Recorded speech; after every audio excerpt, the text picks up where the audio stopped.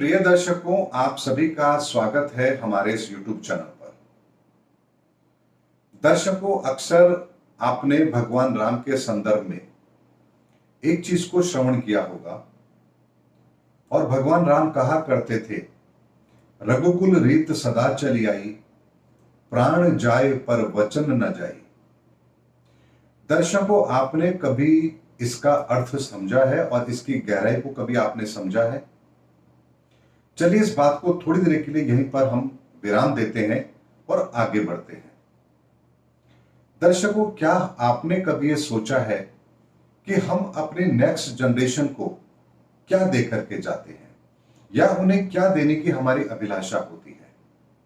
यदि मैं आपसे बात करूं 95% लोगों की, तो आज के समय में 95% से ज्यादा लोग यही सोचते हैं हमारे बच्चे बड़े हों, अच्छी शिक्षा उन्हें मिले, नौकरी लग जाए, हम स्वयं कोई मकान बना लें, अपने बच्चों को घर का मकान दे जाएं, उनकी शादी हो जाए, उनके बच्चे हो जाएं, वो सेट हो जाएं, हमारा बुढ़ापा अच्छे से निकल जाए, बस हमें और क्या चाहिए?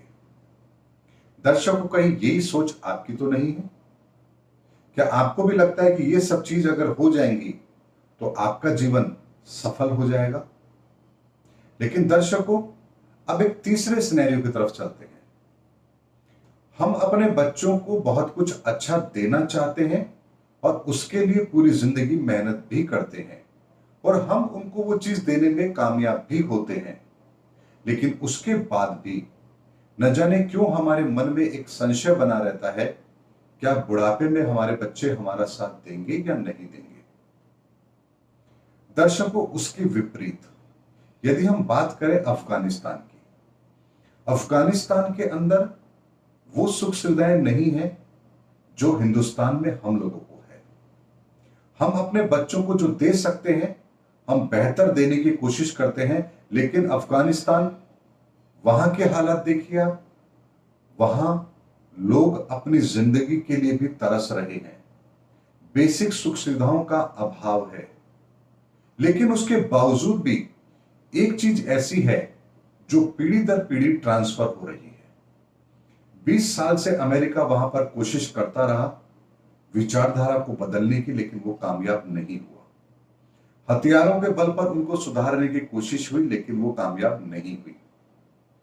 दर्शकों, आखिर ऐसा क्या है कि वहां पर पीढ़ी दर पीढ़ी आतंकवाद की विचारधारा आगे ट्रांसफर होती जा रही है? यानी आज के 20 साल पहले जो युवा था, उसकी उम्र काफी बढ़ गई, नए बच्चे हुए, उनको उन्होंने कौन सी शिक्षा दी कि वो आज भी जिहादी बने हुए हैं और अपनी जान को कुर्बान करने को तैयार हैं? दर्शकों, इस पूरे सिनेरियो को बड़े ध्यान से समझेंगे तो आपको एक अंतर स्पष्ट तौर पर नजर आएगा, और वो ये, हम अपने बच्चों को संसाधन देने की कोशिश करते हैं और वो लोग अपने बच्चों को विचारधारा दे रहे हैं। विचारधाराओं का ट्रांसफॉर्मेशन हो रहा है। जो उनकी सोच है वो अपनी सोच आने वाली पीढ़ी को दे रहे हैं, और जिसका नतीजा ये है कि लाख कोशिश करने के बाद भी उनकी उस विचारधारा को खत्म नहीं किया जा रहा। इसे चाहे तो आप धर्म की तालीम समझिए या कुछ और समझिए, लेकिन यह बात सत्य है कि एक पीढ़ी से दूसरी पीढ़ी को संसाधन ट्रांसफर ना करके यदि हम विचारधारा का ट्रांसफॉर्मेशन करते हैं तो ये सर्वथा उचित भी है और ये लंबे समय तक कायम रहने वाली चीज है। लेकिन बात आती है कि आप कौन सी विचारधारा अपने आने वाली पीढ़ी को देकर के जाएंगे। अगर सनातन धर्म की मैं बात करूं तो वो विचारधारा देना हमने कभी का अपनी पीढ़ी को बंद कर दिया है। आज हम अपने बच्चों को कभी भी ये नहीं कहते कि सुबह जल्दी उठिए, नहा धोकर अपने घर के मंदिर में हाथ जोड़ करके भगवान को प्रणाम कीजिए, कुछ 2 मिनट पूजा पाठ कीजिए, या त्योहार पर ही सही मंदिर में जाइए। ऐसी कोई भी मान्यता हम अपने बच्चों को नहीं दे पा रहे हैं। और हालात ये है कि आज हमारे बच्चे 12-12 बजे तक सो करके उठते हैं दिन में, रात को 3-3 4-4 बजे तक जागते हैं, तो नेचुरल है कि सुबह लेट ही उठेंगे। तर्क ये होता है कि बच्चे पढ़ाई कर रहे हैं पूरी रात, और ऐसा करना उनकी मजबूरी भी है क्योंकि कंपटीशन इस लेवल का हो गया है। लेकिन कहीं इस पूरी प्रक्रिया के अंदर एक चीज ऐसी तो नहीं है जो हमें बहुत बड़ा डैमेज दे रही है, और वो ये कि जो लोग गलत रास्ते पर हैं वो अपनी अगली पीढ़ी को विचारधारा का ट्रांसफर कर रहे हैं। लेकिन जो सनातन धर्म को मानने वाले लोग हैं, जो सही हैं, जो मानवता के पक्षधर हैं, जो समाज के अंदर एक तालमेल बना करके चलने वाले लोग हैं, वो अपने बच्चों को विचारधारा का ट्रांसफर नहीं कर पा रहे हैं। यानी हम अपनी अच्छी विचारधाराएं, अपनी पुरातन सनातन विचारधाराएं, उनको अपने बच्चों में ट्रांसफर नहीं कर पा रहे हैं, जिसका परिणाम यह है कि आज बच्चे हमें ये कहते हैं ये सब चीजें बेकार है, पुरानी है, आप ढकेलू सी विचारधारा के हैं, हम इन चीज को नहीं मानते हैं। दर्शकों, बहुत ही गहरी चिंता का विषय है ये। जो लोग अपने बच्चों में अपनी विचारधारा को ट्रांसफर कर रहे हैं, वो लोग ऐसे लोग हैं जो पूरी तरह से उन्हें जिहादी स्वरूप में तैयार कर रहे हैं, और जिनके ऊपर इस दुनिया का भविष्य टिका हुआ है। अच्छे संस्कारित बच्चे जो होने चाहिए, उनको हम अपनी विचारधारा का ट्रांसफॉर्मेशन नहीं कर पा रहे हैं। यही कारण है दर्शकों कि आज हम अपने परिवार के अंदर सभी संसाधन होने के बावजूद भी अशांत हैं, चिंतित हैं, परेशान हैं। बच्चों की एक्टिविटी को लेकर के, बच्चों के वैवाहिक जीवन को लेकर के, बच्चों की सोच को लेकर के, उनके द्वारा हमसे किए जाए बर्ताव के कारण ही सही, कोई ना कोई ऐसी समस्या हमारे बीच में जरूर है जिसको लेकर के हम चिंतित भी हैं और सोचते हैं कि काश हमारे पास कोई ऐसा रास्ता हो जिससे हम आने वाली पीढ़ी को सही रास्ता दिखा पाए। दर्शकों, अब बात आती है पहले वाली बात पर, जो मैंने स्टार्टिंग के अंदर आपसे कही, रघुकुल रीत सदा चली आई, प्राण जाए पर वचन न जाए।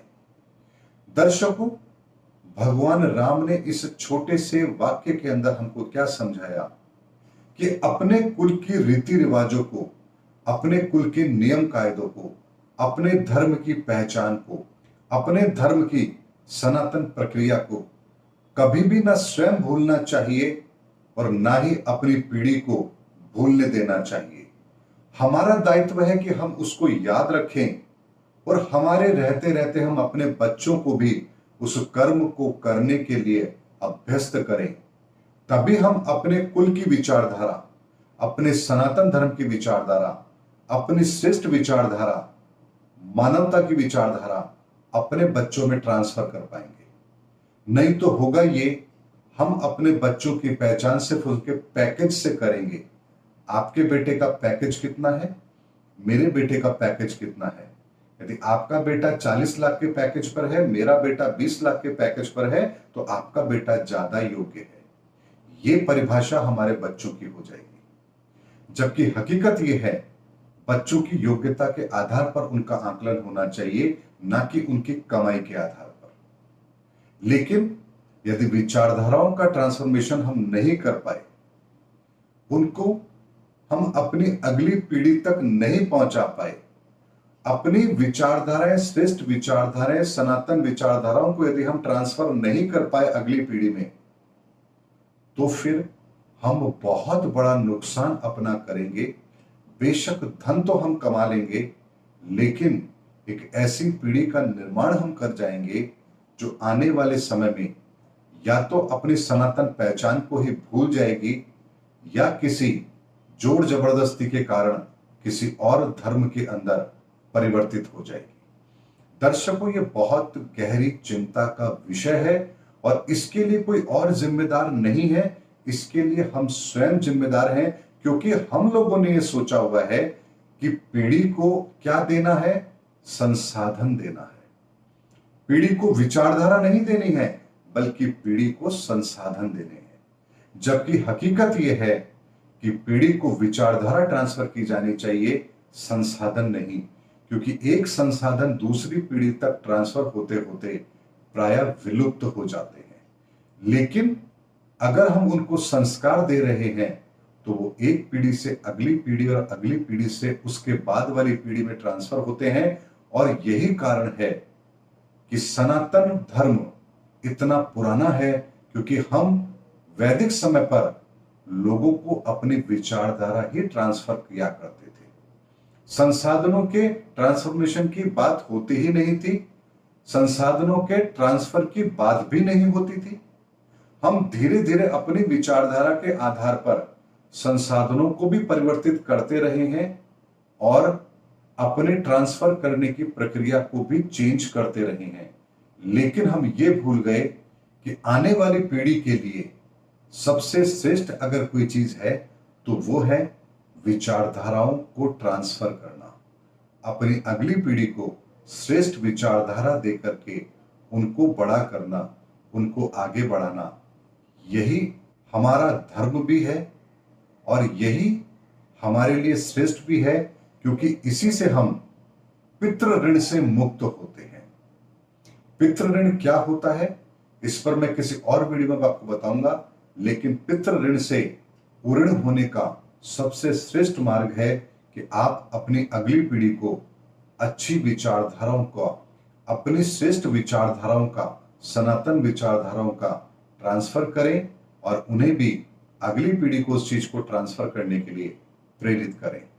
दर्शकों, उम्मीद करता हूं इस वीडियो के अंदर मैंने आपको एक बहुत ही ऐसे विषय पर बात रखी है जो बहुत ही संजीदा है और जिस पर हमें आत्मचिंतन मनन भी अवश्य करना चाहिए।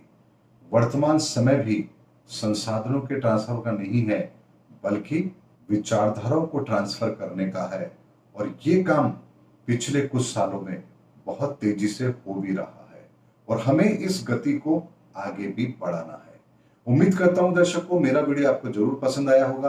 अगले वीडियो में आपसे फिर मुलाकात होगी, तब तक हमारे चैनल पर बने रहिए। जय हिंद, जय भारत।